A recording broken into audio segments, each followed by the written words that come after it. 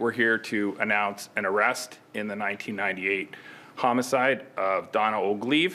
She was 24 years old in Toronto for just a few weeks from British Columbia when she was strangled. Donna Oglive was a pregnant mother who worked in the sex trade.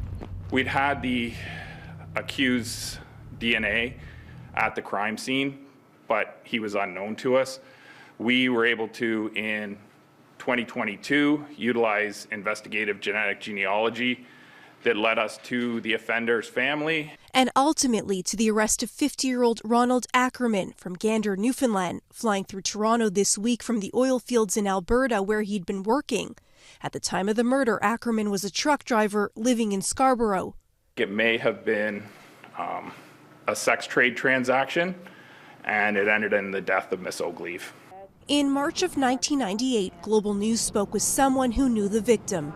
She was trying to make enough money in Toronto to go on hiatus during the rest of her pregnancy and spend time with her newborn baby. Genetic genealogy has helped identify killers in other high-profile Toronto cold cases. It's the Christine Jessup case, and that was resolved several years ago, probably right around the same time that the genealogy on this case was started. And then, of course, we had the Susan Tice and Aaron Gilmore murders from last year that were resolved. Forensic genetic genealogy combines whole genome DNA sequencing with traditional genealogical research.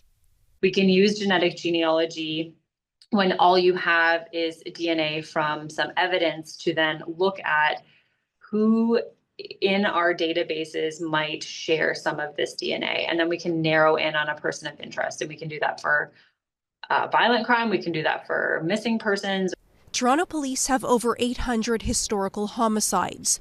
With offender DNA, Detective Sergeant Steve Smith says virtually any case can be solved.